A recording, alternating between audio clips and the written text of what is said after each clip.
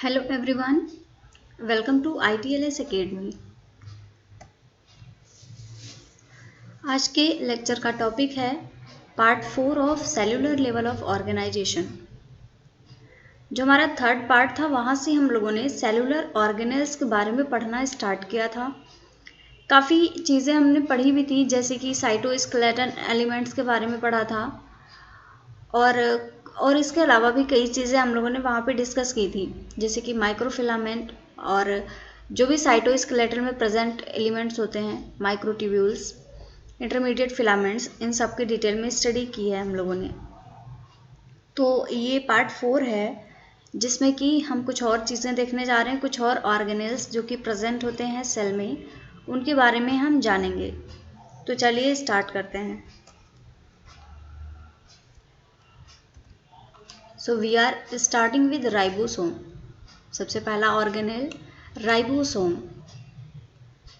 Ribosome के बारे में उम्मीद है सभी को पता होगा। कुछ इस तरीके का स्ट्रक्चर होता है इसमें कि एक लार्ज सब यूनिट होती है और एक स्मॉल सब यूनिट होती है। राइबोसोम दो तरीके के होते हैं, एक वो जो कि यूकैरियोटिक सेल में प्रेजेंट होते हैं और दूसरे वो जो कि प्रोकैरियोटिक सेल में प्रेजेंट होते हैं। जो राइबोसोम्स प्रोकैरियोटिक सेल्स में होते हैं वो होते हैं 70S टाइप के, जबकि जो राइबोसोम्स यूकैरियोटिक सेल्स में प्रेजेंट होते हैं वो होते हैं 80S टाइप्स के। तो चलिए देखते हैं। Ribosomes are the site of protein synthesis. Protein synthesis में सबसे बड़ा रोल होता है राइबोसोम्स का। बिना राइबोसोम्स के प्रोटीन सिंथेसिस पॉसिबल ही नहीं है। ऐसा इसलिए क्योंकि जो mRNA का स्ट्रैंड होता है जिससे कि प्रोटीन की सिंथेसिस होनी होती है, उस स्ट्रैंड पे आके जब राइबोसोम बाइंड करता है उसके बाद में ही सिंथेसिस स्टार्ट हो पाती है। सबसे पहले स्मॉल सब यूनिट बाइंड करती है और उसके बाद में लार्ज सब यूनिट बाइंड करती है और फिर वो प्रोटीन को सिंथेसिस करने में हेल्प करते हैं। The name of these tiny structures reflects their high content of one type of ribonucleic acid. इसका नाम राइबोसोम इसलिए है क्योंकि इनमें एक टाइप का राइबोन्यूक्लिक एसिड होता है। जो rRNA होता है वो इनमें बहुत हाई मात्रा में प्रेजेंट होता है और इसके साथ साथ में ये सिर्फ RNA से ही बने नहीं होते हैं, इनमें प्रोटीन्स भी प्रेजेंट होती हैं। And this include more than 50 proteins. 50 से भी ज़्यादा प्रोटीन्स यहाँ पे प्रेजेंट होती है। Structurally a ribosome consist of 2 सब यूनिट्स। 2 सब यूनिट्स होती हैं। यहाँ पे देखिएगा एग्जाम्पल दिखाया गया है राइबोसोम का। ये एक लार्ज सब यूनिट है जो कि बड़ी सब यूनिट होती है और ये स्मॉल सब यूनिट है। जो कंप्लीट इनका स्ट्रक्चर होता है कुछ इस तरीके से होता है कि जब दोनों ही सब यूनिट्स एक दूसरे से बाइंड कर लेती हैं तब इनका कंप्लीट फंक्शनल राइबोसोमल स्ट्रक्चर बनता है।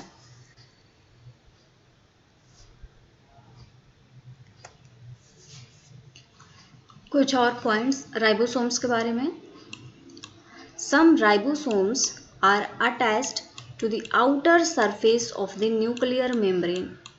अगर मैं बात करूँ outer surface of nuclear membrane क्या होती है, तो जिस लेक्चर में हम लोगों ने डिस्कस किया था सेल ऑर्गेनेल्स के सेल के बारे में डिटेल में देखा था, उसमें हमने देखा था कि सेल में कौन कौन सी चीज़ें प्रेजेंट होती हैं।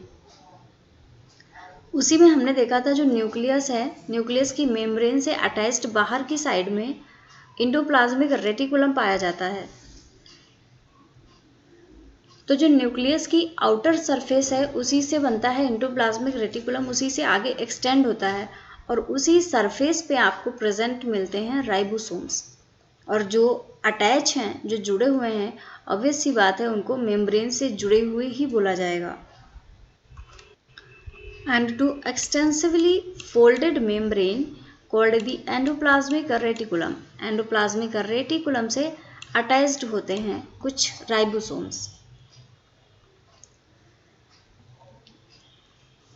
These ribosomes synthesize proteins destined for specific organelles.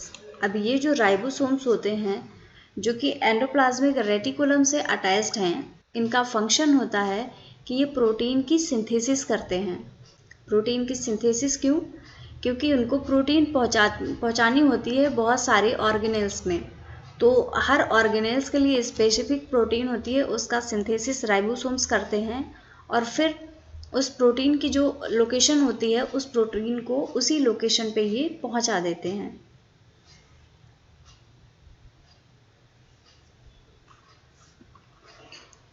कहाँ कहाँ ये पहुंचा सकते हैं? Like for insertion in the plasma membrane और for export from the cell.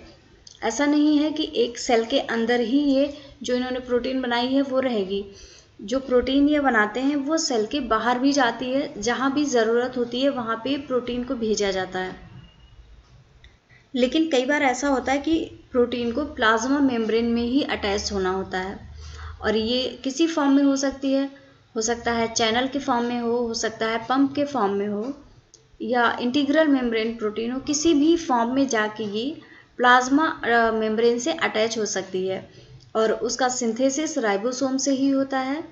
और फिर अगर सेल के बाहर की चीज़ों को भी ज़रूरत है किसी पर्टिकुलर प्रोटीन की, तो उसको भी सेल से एक्सपोर्ट कर दिया जाता है। तो ये तो बात की हमने उन राइबोसोम्स की जो कि अटैच हैं एंडोप्लाज्मिक रेटिकुलम से। लेकिन इसके अलावा भी कुछ ऐसे राइबोसोम्स भी होते हैं जो कि सेल में फ्री होते हैं, फ्रीली प्रेजेंट होते हैं, इधर उधर कहीं भी बिखरे रहते हैं। तो चलिए उनके बारे में देख लेते हैं। अदर राइबोसोम्स आर फ्री और अनअटैच्ड। या तो फ्री होते हैं, इन्हीं को हम बोल सकते हैं अनअटैच्ड, क्योंकि ये किसी से जुड़े हुए नहीं हैं। टू अदर साइटोप्लाज्मिक स्ट्रक्चर, किसी भी ऑर्गेनेल से या साइटोप्लाज्म में प्रेजेंट किसी भी स्ट्रक्चर से ये जुड़े हुए नहीं होते। अब ये जो फ्री राइबोसोम्स हैं ये क्या फंक्शन करते हैं? फंक्शन तो ये भी करते हैं प्रोटीन की ही सिंथेसिस का, लेकिन ये ऐसी प्रोटीन्स बनाते हैं जो कि साइटोसोल में यूज़ की जाती हैं। साइटोसोल में ही यूज़ के लायक ये प्रोटीन्स बनाते हैं और वहीं पे यूज़ कर लेते हैं। लेकिन जो एंडोप्लाज्मिक रेटिकुलम से अटैच्ड राइबोसोम जिस प्रोटीन का सिंथेसिस करते हैं उसको सेल के बाहर भी भेजा जाता है, प्लाज्मा मेम्ब्रेन में भी यूज़ किया जाता है।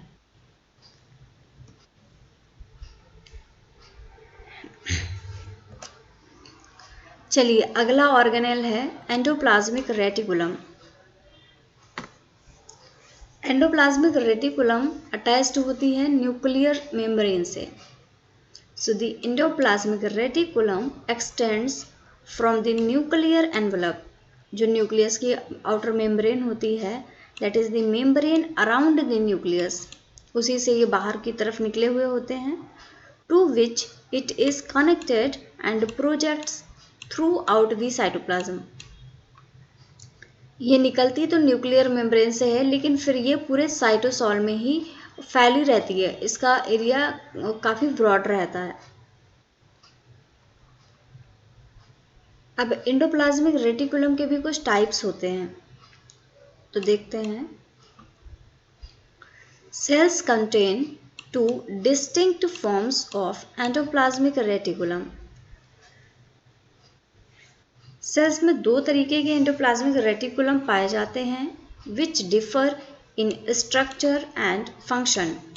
ये जो दो तरीके के एंडोप्लाज्मिक रेटिकुलम हैं ये स्ट्रक्चर और फंक्शन दोनों में ही डिफरेंट होते हैं। ऐसा नहीं है कि इनका या तो स्ट्रक्चर सेम हो जाएगा फंक्शन सेम हो जाएगा, नहीं, दोनों ही चीज़ें डिफरेंट रहेंगी। स्ट्रक्चर भी अलग होगा, उसके साथ में ही फंक्शन भी इनका अलग होगा। तो चलिए सबसे पहला है रफ एंडोप्लाज्मिक रेटिकुलम।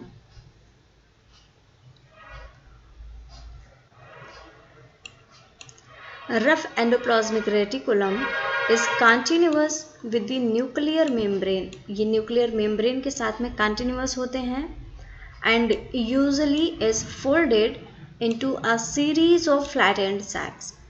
कुछ ये सैक लाइक स्ट्रक्चर्स होते हैं कि अगर बात करें हम, ये न्यूक्लियस है तो न्यूक्लियस से कुछ इस तरीके से सैक लाइक स्ट्रक्चर्स निकले हुए पाए जाते हैं, यही बनाते हैं एंडोप्लाज्मिक रेटिकुलम। और इन्हीं पे ये रफ एंडोप्लाज्मिक रेटिकुलम इसको इसलिए बोला जाता है क्योंकि यहाँ पे राइबोसोम्स प्रेजेंट रहते हैं। अब राइबोसोम्स के प्रेजेंट रहने से इसका स्ट्रक्चर थोड़ा सा रफ लगने लगता है, इसीलिए उस अपीयरेंस के बेसिस पे इसको नाम दिया गया रफ एंडोप्लाज्मिक रेटिकुलम। इसमें ये देख सकते हैं आप, सैक्स लाइक स्ट्रक्चर प्रेजेंट है।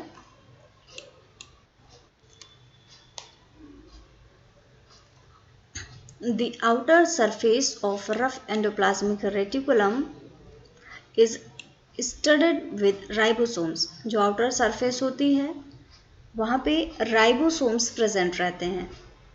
और राइबोसोम क्या है, अभी हमने देखा the site of protein synthesis. अगला पॉइंट है rough endoplasmic reticulum produces secretory proteins. क्या मतलब है इस वर्ड का? सिक्रीटरी प्रोटीन्स का मतलब होता है ऐसी प्रोटीन्स जिनको कि सेल के बाहर सिक्रीट कर दिया जाता है, जिनका यूज़ सेल के बाहर भी किया जाता है। इसलिए इनको एक सेल से सिक्रीट किया जाता है और अगली जगह जहाँ कहीं भी ज़रूरत पड़ती है वहाँ पे यूज़ कर लिया जाता है।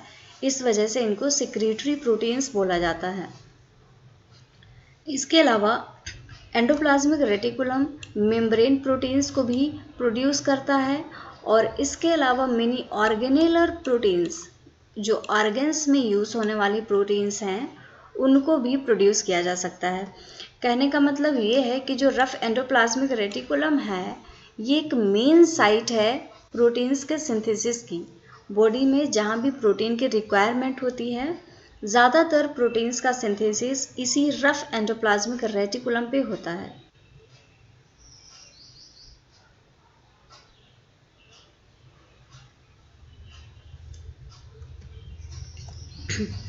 अगला टाइप है स्मूथ एंडोप्लाज्मिक रेटिकुलम। देखिएगा नाम कैसे डिफर कर रहा है। इसको स्मूथ एंडोप्लाज्मिक रेटिकुलम क्यों बोला गया?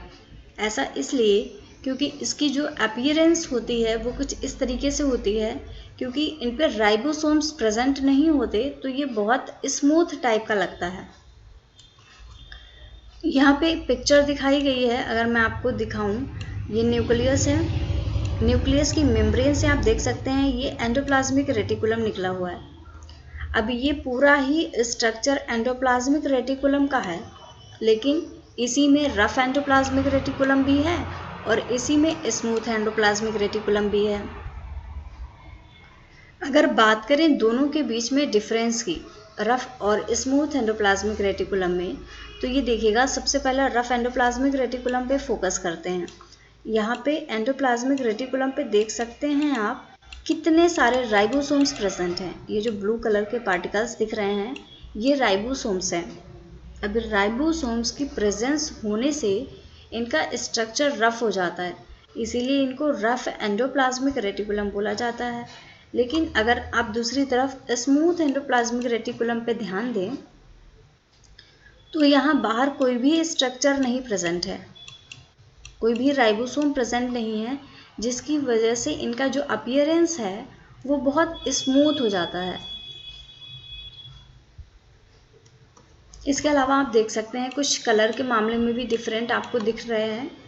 तो इस तरीके से एंडोप्लाज्मिक रेटिकुलम तो एक ही है, उसके ही दो पार्ट्स बन गए हैं और दोनों ही स्ट्रक्चर में भी अलग हैं और इसके साथ साथ में फंक्शन में भी अलग हैं। फंक्शन में कैसे?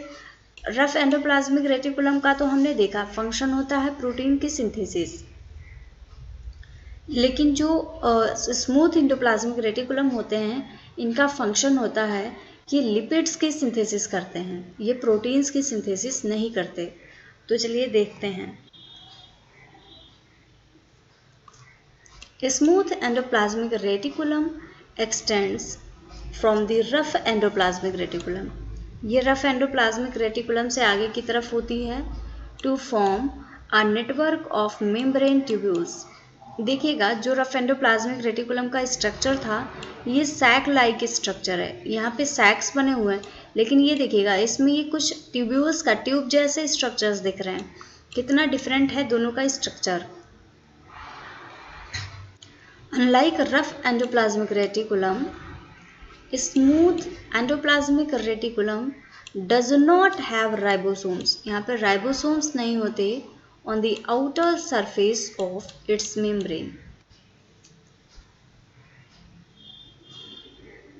अगला पॉइंट देखते हैं, because it lacks ribosomes smooth endoplasmic reticulum does not synthesise proteins. Ribosomes के लेक होने की वजह से स्मूथ एंडोप्लाज्मिक रेटिकुलम्स ये प्रोटीन का सिंथेसिस नहीं करते। फिर ये क्या करते हैं, but it does synthesise fatty acids and steroids. ये फैटी एसिड एंड स्टेरॉइड्स की सिंथेसिस करते हैं। अब ये फैटी एसिड एंड स्टेरॉइड्स किस कैटेगरी में आते हैं, ये आते हैं लिपिड्स की कैटेगरी में। ये बहुत डिटेल में हम लोग पहले ही डिस्कस कर चुके हैं, जबकि हम लोगों ने प्लाज्मा मेम्ब्रेन का कॉम्पोजिशन पढ़ा था कि फैटी एसिड एंड स्टेरॉइड्स जो होते हैं ये कंपोनेंट होते हैं लिपिड के। और कौन से lipid, such as estrogen and testosterones. और इसके अलावा इनका जो मेन फंक्शन होता है वो होता है इनएक्टिवेट्स और डिटॉक्सिफाइज ड्रग्स। ये ड्रग्स को या तो इनएक्टिवेट कर देते हैं या इनका डिटॉक्सिफिकेशन करते हैं। क्या मतलब होता है डिटॉक्सिफिकेशन का? डिटॉक्सिफिकेशन का मतलब होता है किसी भी ड्रग से या किसी भी चीज़ से टॉक्सिन को रिमूव कर देना। और इसके अलावा और भी and other potentially harmful substance, जो कोई हार्मफुल सब्सटेंस अगर इंटर करता है सेल में तो ये उसको भी इनएक्टिवेट या डिटॉक्सीफाई कर देते हैं। तो देखिएगा दोनों का ही एंडोप्लाज्मिक रेटिकुलम कितना इम्पोर्टेंट रोल प्ले करता है, क्योंकि एक तरफ ये प्रोटीन का भी सिंथेसिस कर रहा है और लिपिड का भी सिंथेसिस कर रहा है। इसके साथ ही साथ ये डिटॉक्सिफिकेशन का भी वर्क कर रहा है। तो ओवरऑल अगर स्मूथ एंडोप्लाज्मिक रेटिकुलम की बात करें तो इनका फंक्शन होता है प्रोटीन और लिपिड की सिंथेसिस और इसके साथ ही साथ detoxification of drugs.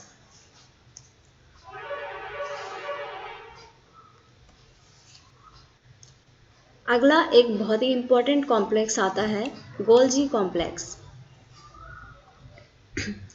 Most of the proteins synthesized by ribosomes attached to rough endoplasmic reticulum are ultimately transported to other regions of cell.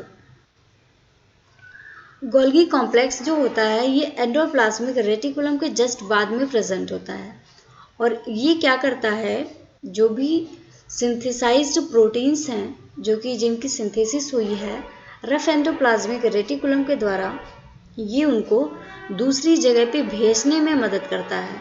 ये ट्रांसपोर्ट का फंक्शन करता है। ट्रांसपोर्ट किस फॉर्म में करता है, ये पैकेजिंग करता है वेसिकल्स के फॉर्म में।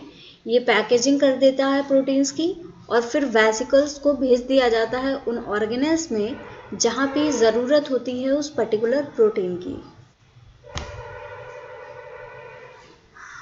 The first step in the transport pathway is through an organelle called the Golgi complex। ये जो ट्रांसपोर्ट का पहला स्टेप होता है जहाँ से कि ट्रांसपोर्ट स्टार्ट होता है वो पॉइंट ही होता है गोल्जी कॉम्प्लेक्स।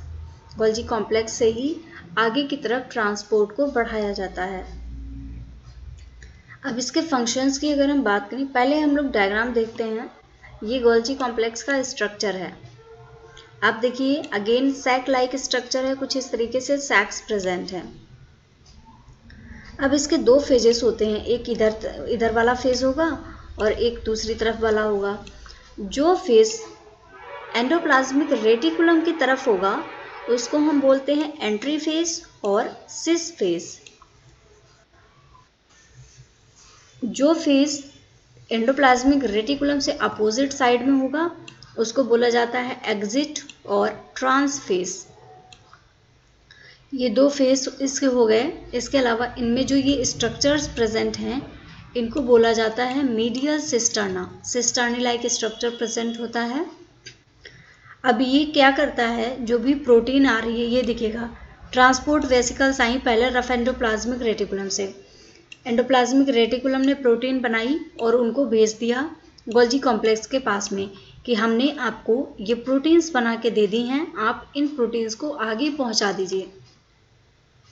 जैसे कि अगर एक एनोलॉजी लें, आपको किसी को लेटर भेजना होता है तो आप क्या करते हैं, आप पहले लेटर कहाँ लेके जाते हैं, आप पोस्ट ऑफिस में लेके जाते हैं कि हमारा ये लेटर है, आप इसको सुटेबल लोकेशन पे पहुंचा दीजिए। उसी तरीके से एंडोप्लाज्मिक रेटिकुलम भी करता है, अपना जो प्रोटीन है उसका वो लेके पहुंचता है। ये पोस्ट ऑफिस होता है गोल्जी कॉम्प्लेक्स। अब गोल्जी कॉम्प्लेक्स क्या करता है, उसको वेसिकल में पैक करता है। जब आप पोस्ट ऑफिस जाते हैं फिर वहाँ पे क्या होता है, वो आपका लेटर लेते हैं, टिकट्स लगाते हैं, जहाँ पे आपको भेजना होता है उस एड्रेस के हिसाब से उसको जहाँ भेजना होता है उस जगह पे भेज दिया जाता है। यही काम गोल्जी कॉम्प्लेक्स भी करता है। जो प्रोटीन आई है एंडोप्लाज्मिक रेटिकुलम से, उसको ये वेसिकल्स के फॉर्म में बनाएगा और वेसिकल में पैक करेगा। पैकिंग आप वहाँ भी पोस्ट ऑफिस में अपने लेटर को डायरेक्टली नहीं भेजते ना, उसको पहले आपको एनवेलप में पैक करना होता है। तो यहाँ पे एनवेलप क्या होता है, वेसिकल्स होती हैं। उन वेसिकल्स में पैक किया प्रोटीन को, और ये वेसिकल्स इस टाइप की होती हैं कि जिस ऑर्गेनेल में भेजना है उसी टाइप से वो डिज़ाइन की जाती हैं। अब जो सेक्रेटरी वेसिकल इनको बोला जाता है, जिन वेसिकल्स में प्रोटीन पैक होती है, और फिर इसके बाद में आप समझ लीजिए जब ये वेसिकल्स में पैक हो जाती है, इन पे एक टैग लग जाता है लोकेशन का, जहाँ इनको जाना है उस लोकेशन पे ये पहुँच जाएंगी।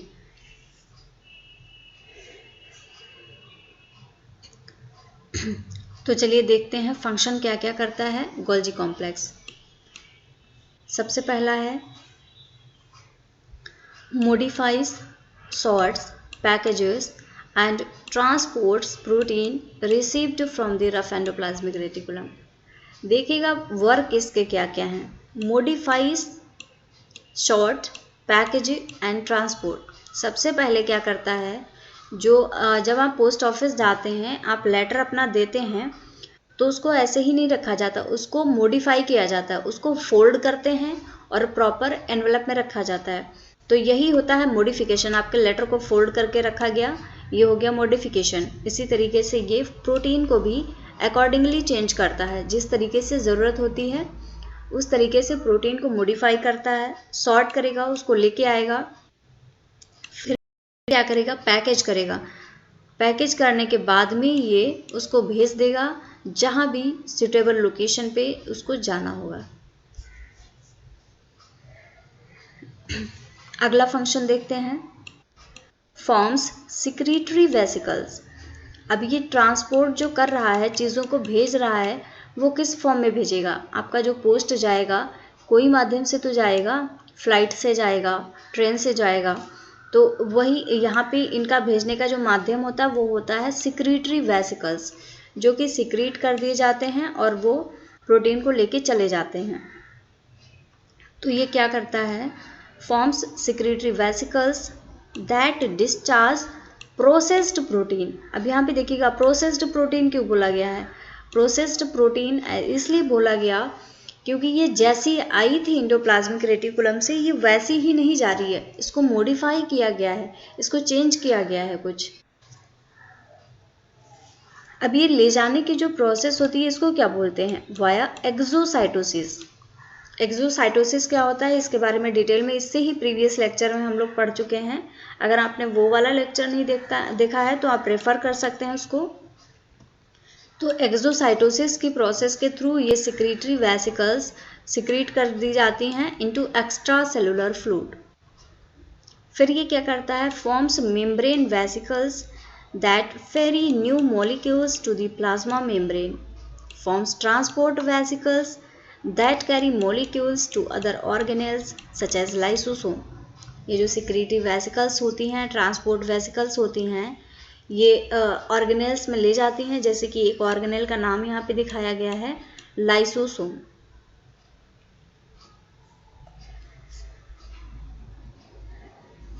ये देखिएगा ट्रांसपोर्ट का एक बहुत ही खूबसूरत सा डायग्राम है, जिसमें कि आप बहुत अच्छे से सारी प्रोसेस कैसे हो रही है वो समझ सकते हैं। हालांकि मैंने कोशिश की है आपको पॉइंट टू पॉइंट समझाने की, विद एनालॉजी भी मैंने कोशिश की है, लेकिन चलिए ये एक स्टैंडर्ड डायग्राम है, इसके थ्रू समझते हैं। ये रफ एंडोप्लाज्मिक रेटिकुलम है और ये है गोल्जी कॉम्प्लेक्स। सबसे पहले क्या होता है रफ एंडोप्लाज्मिक रेटिकुलम में, ये देखिए ये प्रोटीन बनी येलो कलर में जो दिखाई गई है, ये प्रोटीन एक वेसिकल में जाती है। अब इसको ऐसे ही नहीं भेज दिया जाएगा, इसको किसी बैग में डाल के ले जाना होगा ना, तो ये वेसिकल बनाते हैं, ट्रांसपोर्ट वेसिकल, जो कि बनती है रफ एंडोप्लाज्मिक रेटिकुलम से। अब ये जो ट्रांसपोर्ट वेसिकल बनी, ये इसको लेके पहुंचेगी गोल्जी कॉम्प्लेक्स के पास में। गोल्जी कॉम्प्लेक्स के पास जब ये पहुंचेगी ट्रांसपोर्ट वेसिकल, तब ये फ्यूज हो जाएगी इसमें और प्रोटीन गोल्जी के अंदर आ जाएगी। जब प्रोटीन गोल्जी के अंदर आ गई, तब इसको क्या किया गया, इसको मॉडिफाई किया गया। जिस तरीके की प्रोटीन जिस ऑर्गेनेल में भेजनी है उसके अकॉर्डिंग इसको मॉडिफाई कर दिया गया। देखिएगा यहाँ पे मॉडिफिकेशन कलर चेंज के थ्रू दिखाया गया है। अब ये ट्रांसफर वेसिकल बनी, इसके बाद में क्या होता है, ये ट्रांसफर वेसिकल्स का सिक्रेशन होता है। देखिए किस तरीके से प्रोटीन्स को मॉडिफाई किया गया है, कुछ का कलर वही है, कुछ का कलर अलग चेंज कर दिया गया है, ताकि आप समझ सकें मॉडिफिकेशन कैसे हो रहा है। अब ये देखिए ये सिस फेज है, जो कि रफ एंडोप्लाज्मिक रेटिकुलम की तरफ होता है, जहाँ पे वेसिकल आती है रफ एंडोप्लाज्मिक रेटिकुलम से। अगला है ट्रांसफर वेसिकल, जहाँ से निकलती है, जब गोल्जी कॉम्प्लेक्स से निकलती है, तो वो निकलती है, जो दूसरा फेस होता है ट्रांसफेस। देखिएगा अब ये ट्रांसफेस से निकली ट्रांसफर वेसिकल, और ये जाके इसके ट्रांसफेस में यहाँ पे फ्यूज हुई, ये मॉडिफाई हो चुकी है, जिस तरीके की प्रोटीन चाहिए उस तरीके की बना दी गई है। अब क्या होता है अगले पॉइंट में, अब सिक्रीटरी वेसिकल्स बनाई जाती हैं। सिक्रीटरी वेसिकल्स क्या करती हैं, ये जो प्रोटीन है इसको फाइनली इसकी डेस्टिनेशन पे पहुंचाने के लिए निकल जाती हैं। और निकलने की प्रोसेस क्या होती है, एक्सोसाइटोसिस। एक्सोसाइटोसिस का मतलब ये वेसिकल आई, मेम्ब्रेन से फ्यूज हो गई, अब वेसिकल यहीं पर रह जाती है और बाहर चली जाती है। अब किसी भी किस ऑर्गेनेल में जाती है उस पर डिपेंड करता है, प्रोसेस हर जगह सेम रहती है। ये देखिएगा अलग से दिखाया गया है, ये लाइसोसोम पे जाने के लिए अलग ही वेसिकल्स ट्रांसपोर्ट होके जाती हैं। तो कुछ इस तरीके से पूरी की पूरी जो ट्रांसपोर्ट की प्रोसेस है, जो ट्रांसपोर्ट हो रहा है गोल्जी कॉम्प्लेक्स के द्वारा, वो दिखाया गया है। इसको मुझे तो लगता है कि मैंने अच्छे से आपको समझा दिया है। फिर भी अगर आपको कोई डाउट है तो आप कमेंट करिए इस वीडियो के कमेंट सेक्शन में, और कोई भी डाउट के लिए आप कांटेक्ट कर सकते हैं, कमेंट करिए, मैं उसका रिप्लाई करूँगी, डाउट क्लियर करने की कोशिश करूँगी। So thank you very much everyone. Follow ITLS Academy on various social media platforms and also subscribe to our YouTube channel ITLS Academy. So thank you very much everyone. Thank you for watching this session. Like this video, share with your friends and also subscribe to our YouTube channel. Thank you.